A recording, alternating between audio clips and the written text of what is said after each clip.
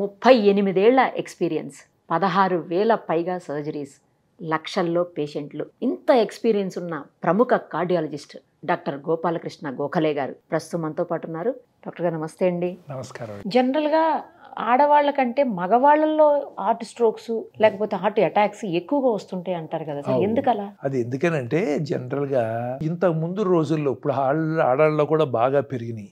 ఇప్పుడు pre menopausal వచ్చేటప్పటికి ఏమవుతుందంటే లేడీస్లో ఉన్నటువంటి ఈ హార్మోన్స్ కొంత ప్రొటెక్ట్ చేస్తాయి హార్ట్ అటాక్స్కి. మెనోపాజల్ వచ్చేటికి ఆ హార్మోన్స్ అయిపోయిన తర్వాత పోస్ట్ మెనోపాజల్ ఆడవాళ్ళకి మగవాళ్ళకి ఏం తేడా లేదు హార్ట్ అటాక్స్. ఇంకా పైగా ఆడవాళ్ళలో హార్ట్ అటాక్స్ వస్తే వాళ్ళకి ఇంకా మగవాళ్ళ కంటే కూడా సర్వైవల్ తక్కువ, లాంగ్ టర్మ్ రిజల్ట్స్ తక్కువ, కొద్దిగా జబ్బు ఎక్కువగా వస్తుంది, వస్తుంది. వాళ్ళలో కొంచెం రిజల్ట్స్ అంత మగవాళ్ళు అంత బాగుండవు. కానీ బిఫోర్ మెనోపాజ్ వచ్చేటికి మగవాళ్ళకి ఎక్కువ, ఆడవాళ్ళకి తక్కువ. One of the main reasons is hormones అనమాట. ఇప్పుడు అఫ్ కోర్స్ ఈవెన్ లేడీస్ ఏంటంటే they are expose to the stress, work conditions పెరిగినాయి కదా, they are stress, they are doing double duties, ఇంటి దగ్గర వర్క్ బయట వర్క్, వీటి స్ట్రెస్. సో అందుకని లేడీస్లో కూడా ఇప్పుడు హార్ట్ అటాక్స్ పెరిగినాయి, even though those hormones are protected. ఈ మధ్య కాలంలో ఒక 20% గతంతో పోల్చినప్పుడు 20% వరకు పెరిగాయి హార్ట్ అటాక్స్, స్ట్రోక్స్ అంటున్నారు. పెరిగింది, నిజమేనా? నిజం. అంటే ఇప్పుడు చాలా రీజన్స్. ఒకటి, ఇంతకుముందు ఏదైనా హార్ట్ ప్రాబ్లం తెలియాలంటే హైదరాబాద్ రావాల్సి వచ్చేది, ఫస్ట్ పాయింట్.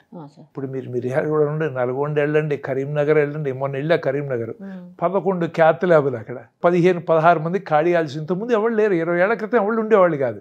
ఇక్కడ దాకా రావాలి, వచ్చేటప్పటికి చాలా మంది రారు కదా. ఈ లోపల అయిపోవటం, లేకపోతే చూద్దాంలే నెగ్లెక్ట్ చేయడం, అది జరుగుతామని. అందుకని మనకు హార్ట్ అటాక్స్ తెలిసేవి కాదు. ఇప్పుడు ఈ ఫెసిలిటీస్ పెరిఫెరీకి వెళ్ళే కొద్దీ మోర్ అండ్ మోర్ పీపుల్ దగ్గర డాక్టర్ వచ్చాడు కాబట్టి టెస్ట్కి వెళ్ళేటప్పటికి అసలు డయాగ్నోస్ చాలా ఎక్కువ అవుతాం, ఫస్ట్ పాయింట్. సో ఇంతకుముందు చాలా అన్డయాగ్నోస్ అని ఇప్పుడు డయాగ్నోస్ అవుతున్నాయి. రెండోది వచ్చేటప్పటికి యాక్చువల్గా కూడా పెరిగినాయి because that is stress of life. ఇప్పుడు ఎంతమంది డయాబెటిక్స్, యంగ్ పీపుల్ అంతకుముందు అంత డయాబెటిక్ ఉండేవాళ్ళు కాదు. ఇప్పుడు మనకు ఇప్పుడు ఆల్మోస్ట్ ఏంటంటే 3 or 4 out of 10 people are diabetics, 3 or 4 hypertension. So stress of life has increased, type of food has changed. ఇప్పుడు 20 ఏళ్ళు 30 ఏళ్ల క్రితం ఏముందండి, ఎంత తినేవాళ్ళం, చాలా తక్కువ తినేవాళ్ళం. ఇప్పుడు మనకి ఏది కావాలంటే అదే, ఏ సూపర్ మార్కెట్కి వెళ్ళి తెచ్చుకుంటే కావాలంటే మైక్రోవేవ్ పెట్టుకున్న రెడీ అయిపోయింది కదా. అప్పట్లో ఏం దొరికేది, విలేజ్లో అట్లా ఏం దొరికాయి అసలు, పెరిఫెరీలోను ఉండే కాదు కదా. Food quality has changed, we are eating more than what we need, the stress has increased, the physical activity has decreased, and diagnosis has become more. ఇది కూడా అవేర్నెస్ తో.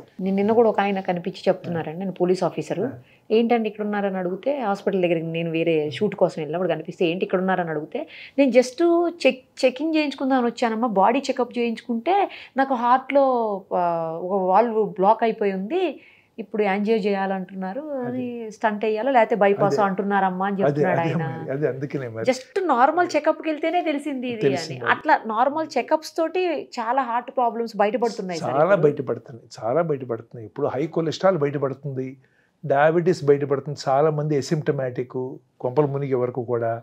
బీపీ ఉన్నాడు చాలామంది ఎసిమ్టమాటిక్. ఇవన్నీ టెస్టులు. అందుకే మనం చెప్పేది, ఇప్పుడు మనం ఏంటంటే మనం ప్రొటెక్ట్ చేసుకోవాలంటే we have to do some preventive work of the body. ఇప్పుడు స్కూటర్, కారు ఇవ్వట్లా సర్వీసింగ్ రెగ్యులర్గా, మనం అది అడక్క ముందే ఇస్తున్నావా లేదా, మరి ఈ మెషిన్కి ఇవ్వట్లేదు కదా మనం. It is time to give that. So ఆ చెకప్స్ రెగ్యులర్ బాడీ చెకప్స్ లేదా health checkups, executive health, master health, ఏ ఒక చెకప్ ఎంత ఫ్రీక్వెంట్గా చేయించుకోవాల్సిన అవసరం ఉంటుంది సార్? ఏజ్ని బట్టి, వాళ్ళకి ఏదైనా ప్రాబ్లం బయటపడిన దాన్ని బట్టి. లేకపోతే నేనైతే once in 2 years చేయించమని చెప్తాను, 35 years నుంచి. బట్ 35 years, ఇంతకు ముందు 45 అనేవాళ్ళం, కానీ ఇప్పుడు యంగ్ పీపుల్లో, and I think it soon will even say 30 years. ఇప్పుడు 35, ఇంకా కొన్ని రోజుల్లో 30 కూడా అంటాం, ఎందుకంటే అలా ఎక్కువైపోయింది కాబట్టి. యంగ్ పీపుల్లో హార్ట్ ప్రాబ్లమ్స్ ఎక్కువని కాబట్టి. మరి అదే ఓ 45-50 years వచ్చి అనుకోండి, ప్రతి సంవత్సరం at least blood sugar, diabetes check చేయించుకోండి అని చెప్తాం, కొలెస్ట్రాల్ లెవెల్. సో అందుకని మన సిచ్యువేషన్ బట్టి once in a year or once in 2 years we have to go through that. Thank you sir, thank you so much. నమస్కారం.